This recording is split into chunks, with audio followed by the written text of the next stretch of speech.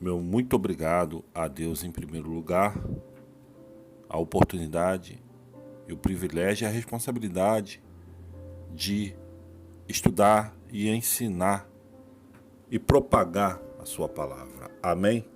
E obrigado a você que está vindo aqui a primeira vez ou você que sempre está aqui. Espero que volte sempre. Que Deus abençoe nossas vidas, abençoe sua vida, sua casa, seu lar. E que esta mensagem possa trazer algum conhecimento para que você possa agradar a Deus. Esse é o grande segredo da nossa vida, agradar a Deus sempre. Amém? No capítulo 18, nós estamos estudando a vida de Abraão, amém? Esse é o terceiro vídeo da série. No versículo 18, aparecem 3 anjos, né? A Bíblia fala assim, 3 anjos. Mas só que esses 3 anjos eram em forma de homem.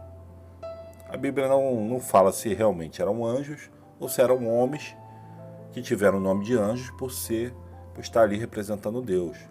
Como os profetas eram chamados de anjos, né? Os pastores são às vezes chamados de anjos. Porque a palavra anjo, lá no grego, significa, se eu não estou enganado, mensageiro. Amém? Então, assim, Abraão, nós vemos aqui tentando interceder por Sodoma e Gomorra. Porque, se você ver nos outros vídeos, o sobrinho de Abraão, Ló, morava em Sodoma, numa dessas cidades aí. E Abraão tenta interceder. E ele começa a conversar com Deus, né? Sendo até um pouco ousado. Os homens de Deus, normalmente, né? Chegava uma hora que, acho que o próprio Deus os incitavam a ser ousados, porque Abraão fala assim, se tiver 50 justos, Deus fala, eu poupo a cidade, e Abraão foi abaixando até chegar a 10. Então Deus fala, promete para ele, se tiver 10 justos, não destrua a cidade. No versículo 19, onde nós vamos começar aqui a introdução, né? Nós vamos começar aqui a realmente ter contato aqui com esses anjos. Aqui já fala em 2, tá? Logo no versículo 1, de cara nós vemos 2 anjos. Eles vão à tarde a Sodoma. Justamente onde estava quem? Ló. Não foi por acaso, né? Eles tinham que se encontrar com Ló, porque essa era a vontade de Deus. Ló era um homem justo. Nós vamos ver aqui que Ló ele estava sentado lá na porta de Sodoma. E logo avista esses homens. Ele se levanta e vai ao encontro, né? Faz uma reverência e convida esses senhores, né? Esses homens, sem saber quem era. A Bíblia não diz aqui que Ló sabia. Ló não era profeta. Deus não revelou para Ló que aqueles homens eram anjos, eram mensageiros dele, amém? Então ele pede, fica na casa do seu servo, passa a noite, lava os pés, e de madrugada vos levantareis e ireis vosso caminho. E eles disseram, não, antes na rua passaremos a noite. Aí eu vou continuar lendo aqui versículo 3, porfiou com eles muito, né? Insistiu com eles muito, vieram com ele. Aí eles aceitaram, entraram em sua casa e fez um banquete, cozeu bolo sem levedura e comeram. E antes que se deitassem, então aqui ó, nota-se que esses homens comeram, né? Anjos não comem. Anjos que eu falo aí no sentido espiritual, porque são seres espirituais. Eles não comem comida. Não vou ficar debatendo isso aqui não. Então assim, eu cheguei à conclusão que esses anjos eram na verdade homens, talvez profetas de Deus, né? Talvez não, com certeza, profetas de Deus, homens que serviam a Deus, o Altíssimo, e foram enviados lá para essa missão, amém? A Bíblia não dá esses detalhes, mas a gente pode ir vendo aqui pela leitura que eram homens, né, de carne e osso. E antes que se deitasse, cercaram a casa os homens daquela cidade, ou seja, os homens de Sodoma, né? Aí olha só, enfatiza isso, desde o moço até o velho, ou seja, desde o jovem até o mais velho, todo o povo de todos os bairros. Mas não mulheres, só homens. Eu vi um estudo que falando sobre, um especialista falando sobre Sodoma e Gomorra, que eles praticavam sexo entre homens, como se fosse uma coisa certa, como se fosse uma coisa que era o certo. Então, assim, era prazeroso para eles isso, enquanto que o sexo que foi feito por Deus entre o homem e mulher era só para a criação de filhos, né? Se é verdade ou não, não sei, mas nota-se aqui o grau de, de contaminação do mal entre esses homens, né? Da cidade de Sodoma, possivelmente tinha de Gomorra que misturar também, porque a Bíblia fala de todos os bairros, né? Fala de Sodoma, mas Gomorra estava ali no mesmo, eram cidades vizinhas, possivelmente estavam ali gente também, uma coisa pavorosa, né? Chamaram a Ló e disseram: onde estão os homens, né, que te vieram nesta cidade? Traze-os afora para que os conheçamos. Em algumas traduções está assim: traz-os para fora para que abusemos dele, né? Então, se você não está entendendo o que eles queriam estuprar esses homens, né? Digamos assim. Então, saulou a eles a porta, fechou a porta atrás de si e disse: meus irmãos, ó-vos que não façais mal. Eis aqui duas filhas, tenho que ainda não conheceram homens, né? Eram virgens. Fora vos traei e fareis delas como bom foram vossos olhos. Somente nada façais esses homens, porque por isso viera a sombra do meu telhado. Sim, porque lá no Oriente tinha esse costume, né? Até hoje existe. Se você se hospedar na casa de alguém lá no Oriente, né? Grande parte do Oriente, talvez não em todos os lugares, mas a pessoa, o dono da casa, ele é responsável pela sua segurança, pelo seu bem-estar. Isso é como se fosse uma religião para eles, tá? Isso é ponto fundamental. Eles preferem passar fome, mas não deixam o seu hóspede passar fome, né? Eles passam desconforto. Então ele chega ao ponto de oferecer as próprias filhas para que esses homens não fossem abusados. E esses homens disseram assim: sai daí, disseram, como estrangeiro este indivíduo veio aqui habitar e quereria ser juiz em tudo, agora te farei mais mal a ti do que a eles. Ou seja, Ló, ele era estrangeiro, porque ele veio junto com seu tio Abraão e foi morar lá em Sodoma. Quando daquela separação, quem está acompanhando a história, tá, pessoal? Então eles estão falando assim: você é juiz agora. Então, assim, para eles aquilo ali era lei, entendeu? Eles abusaram daqueles homens, para ele, os homens tinham que fazer o que eles queriam. Eles estavam num poço de lama e achavam que todos os homens tinham que participar daquilo ali. E aproximaram-se para arrombar a porta. Então aqueles homens estenderam suas mãos e fizeram entrar Ló consigo na casa e fecharam a porta. No versículo 11 diz assim: e feriram de cegueira os homens que estavam à porta da casa, desde o menor até o maior, de maneira que se cansaram para achar a porta, né? Deus os impede de entrar na casa de Ló.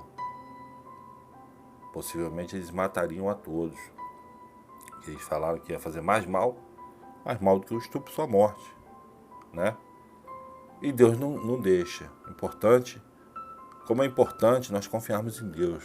Para Deus nada é impossível. Não importa a quantidade de inimigos que está cercando a sua casa. Deus não vai deixar entrar, amém? Versículo 13, porque nós vamos destruir este lugar. Isso aqui é os anjos de Deus falando, né? Porque o seu clamor tem aumentado diante da face do Senhor, e o Senhor nos enviou a destruí-lo. Então saiu Ló e falou aos seus genros. Então, assim, Ló, eu vou aqui reduzir um pouco. Ló vai lá e chama os genros. Os genros não acreditam e começam a zombar de Ló, inclusive. Quando amanhece, os anjos apertam com Ló, né? E começam a insistir, dizendo: levanta, toma sua mulher, pega suas filhas e sai daqui, porque para você não perecer, né, na injustiça dessa cidade. Ele, porém, demorava-se, e aqueles homens Aqueles anjos, eles pegam pela mão, e isso é um poder de Deus, tá, pessoal? Aqueles homens ali estavam ungidos por Deus. Então, figurativamente, né? Falando aqui, pegou pela mão e levou Ló, sua mulher, suas filhas, e deixou lá os genros, que eles queriam ficar. Deus conhece os nossos corações. Puseram então a família de Jó fora da cidade. E aconteceu que, tirando-os fora, disse: escapa por tua vida, não olhes para trás de ti, não pares em toda esta campina. Escapa para lá, para o monte, para que não pereças. Então é importante nós tirarmos lições disso aqui. Quando nós deixamos nossa vida de pecado, largamos lá para trás, nós não podemos ficar olhando, sentindo saudade, né? Como foi no Êxodo também, né? O povo ficava olhando para trás, ficava se lembrando de Egito, e lá eles eram escravos. Lá eles tinham uma vida miserável e mesmo assim alguns murmuravam para voltar. Por isso vem a ira de Deus. Essa ira pode ser traduzida também justiça de Deus. Esses genros aqui de Ló quiseram ficar. Então Deus dá um alerta: não olhe para trás, não queira ficar, porque senão você vai ser destruído. Assim é o nosso dia. Não fique no pecado, porque você vai ser destruído. E Ló, ele pede para não, que ele não queria ir para aquele lugar porque ele ficou com medo. Ele pede para uma outra cidadezinha, porque era mais perto, para fugir. E Deus concede. E o nome da cidade, eles colocam o nome de Zoar, né? No 23, saiu o sol sobre a terra, quando Ló entrou em Zoar. Então o Senhor fez chover enxofre, fogo, do Senhor desde os céus sobre o Sodoma e Gomorra, e destruiu aquela cidade e toda aquela campina, e todos os moradores daquela cidade, o que nascia da terra. No 26, a mulher de Ló olhou para trás e ficou convertida numa estátua de sal. Né? Ela quis olhar. Por que ela quis olhar? Não sei. A Bíblia não fala. Mas Deus dá ordem: não olhe para trás.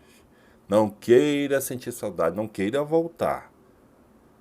E ela desobedece, porque o coração dela possivelmente estava em Sodoma. Eu não sou Deus para falar isso, mas por ela ter sido convertida numa estátua de sal, ou seja, ela morreu porque possivelmente, além de desobedecer a Deus, o coração dela não era com Deus. E as filhas também não. Nós vamos ver isso mais na frente um pouquinho. Abraão olha, né? E no 27, Abraão levantou-se aquela mesma manhã de madrugada e foi para aquele lugar onde estivera diante da face do Senhor. E olhou para Sodoma e Gomorra e para toda a terra de Campina, da Campina, e viu que a fumaça da terra subia como a de uma fornalha. E aconteceu que, destruindo Deus as cidades da Campina, lembrou-se Deus de Abraão e tirou a Ló do meio da destruição, derrubando aquelas cidades em que Ló habitara. E subiu Ló de Zoar e habitou no monte, e as suas duas filhas com ele, porque temia habitar em Zoar. Por algum motivo, ele não quis ficar em Zoar e habitou numa caverna. Ele foi se esconder, né? Tinha uns motivos dele, eu não sei. A Bíblia não entra em detalhes. Possivelmente ele pode ter sido ameaçado, ou não foi bem recebido na cidade, enfim. Então a primogênita disse a menor: nosso pai já é velho e não há homem na terra que entre a nós, segundo o costume de toda a terra. Ou seja, que tenha relações, que case com a gente.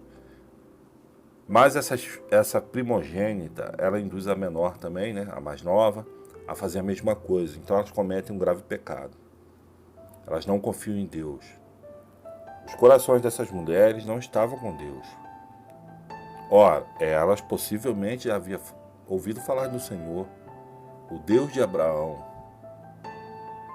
o Deus que abençoava também seu pai Ló, porque o Senhor era Deus de Ló. Amém? Por que Deus livrou Ló? Só por Abraão? Acho que não. Acho que não. Pelo que nós vamos lendo e estudando, Ló também era um homem que tinha um coração voltado para o Senhor, para os seus ensinamentos. Não tão igual ao seu tio, mas porque Abraão tinha uma intimidade maior com Deus, né? E o Abraão foi o escolhido para ser o primeiro patriarca ali, para começar a nascer ali a nação de Israel, amém?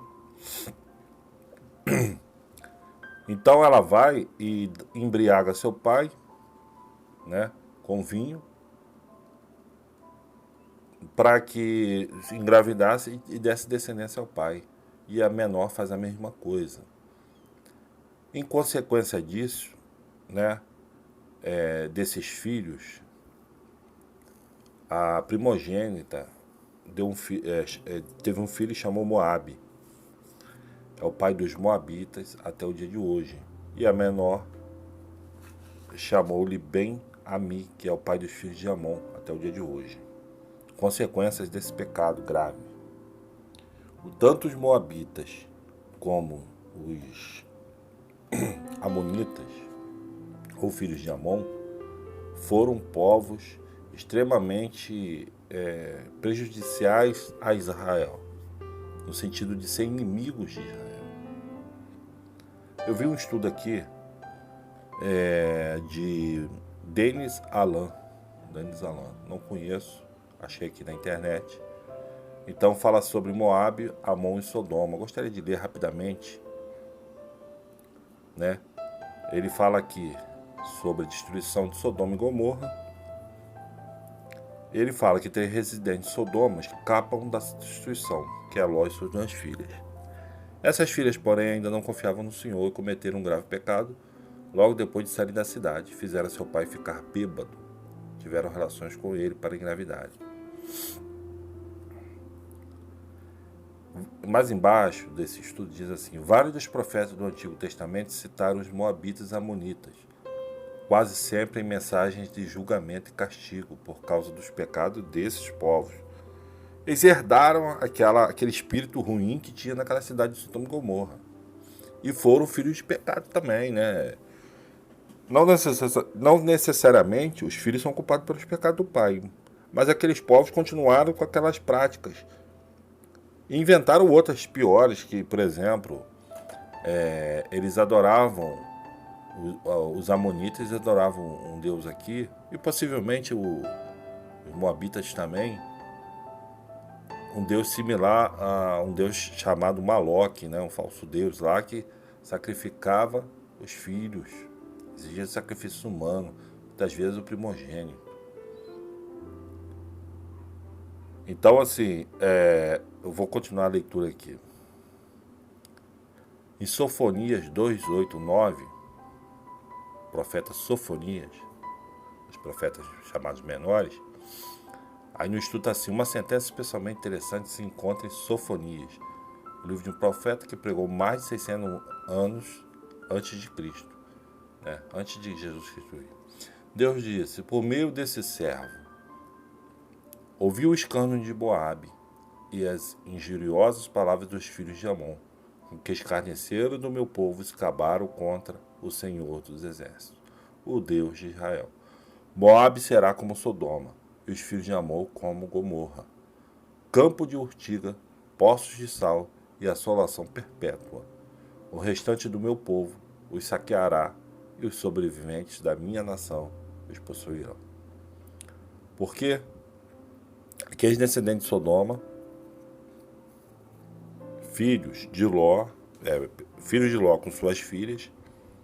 Ló até então foi embriagado, não sabia de nada, né, porque ele não concordaria com isso, possivelmente. E elas armaram uma estratégia que desagradou a Deus, e ali nasce um povo cruel, 2 povos cruéis, né? Os amonitas, eles furavam, eles eram saqueadores, eles eram malvados, eles eram ruins. Sempre contenderam com Israel, Moabe, Amon, os filhos de Amon, né? Os amonitas. Então, depois de receber, aí finalizando aqui, poderia acontecer conosco a mesma coisa que aconteceu com Moabe e Amon, Depois de receber o perdão e a libertação dos nossos pecados, seria possível voltar ao pecado e receber o castigo divino? Paulo disse que sim. Ele escreveu: para a liberdade foi que Cristo nos libertou. Permanecei, pois, firme, e não vos submetais de novo a julgo de escravidão. Gálatas 5:1. Pedro concordou com ele. Portanto, se depois de terem escapado das contaminações no mundo, mediante o conhecimento do Senhor e Salvador Jesus Cristo, se deixarem enredar de novo e são vencidos, tornou-se o seu último estado pior que o primeiro. Pois melhor lhes fora nunca tivesse conhecido o caminho da justiça do que, após conhecê-lo, volveram para trás, apartando-se do santo mandamento que lhes fora dado. Ou seja, volta para o lamaçal, né? Como se a porca lavada voltou a revolver-se no lamaçal. Vamos meditar nessa grande mensagem, passagem. Infelizmente, o ser humano, hoje em dia, nós vemos práticas sodomitas, né? Práticas sodomitas. Está em moda. E o que tem acontecido com o planeta Terra? Grandes catástrofes, pessoas morrendo. Tem alguma coisa a ver? Sim. E também marcando aí os finais do tempo. Nós temos aqui na região sudeste, temos tido chuvas torrenciais que mataram muitas pessoas. E trazendo muito estrago. Só o injusto morre não, o justo também morre. Porque nós vivemos, nós somos de carne e osso também. Deus dá o livramento, sim. Agora é necessário estarmos conectados com o Salvador, porque aqui nós estamos de passagem, né? Aqui nós estamos de passagem, nós vamos morrer de alguma forma. Nosso corpo vai morrer, mas nosso espírito vai herdar a vida eterna. Nós temos que crer nisso. Não sermos igual às filhas de Ló, que não acreditavam no Deus de Abraão. Eu acredito, quero que você acredite. E esse mesmo Deus enviou o seu Filho, Jesus Cristo, para nos libertar do império das trevas. Amém? Ele nos transporta para um mundo onde, enquanto estamos aqui, nós pecamos. Claro que nós vamos ter que pecar menos, nós temos que dar frutos. Mas também nós vamos fazer muitas coisas boas. Nós temos que dar frutos. Tá? Mas o que nos justifica é a fé. Então não perca a sua fé. Não perca o seu caminho, que é Jesus. Não perca o seu alvo. O alvo que produz salvação, Jesus. Tá? Não olhe para trás para você não virar uma estátua de sal. Não olhe para trás para você ser destruído pelo fogo, pelo enxofre, pela ira de Deus. Isso aqui são coisas que realmente aconteceram, mas que eu estou falando aqui no sentido figurado. Porque de que vale você ganhar o mundo todo, isso você perder sua alma, sua eternidade. Você viveu para quê nesse mundo? 70 anos, a nossa média de vida. Você vai viver 70 anos aqui e depois você perde uma grande bênção, que é a vida eterna. Porque o homem era o plano de Deus que vivesse eternamente como os anjos vivem. Né? Então, se você quer uma vida melhor, tanto agora como na eternidade, conheça melhor esse Deus. Amém? Aceite Jesus como seu Salvador, porque Ele vai te transportar para o reino dos céus, agora e para sempre. Em nome dEle, em nome de Jesus, né? Amém? E espero que vocês tenham gostado aí.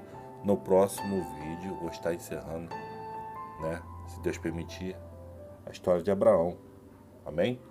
Onde Deus pede um grande sacrifício para ele e vamos estudar aí. Amém? Espero que tenham gostado aí. Até o próximo vídeo.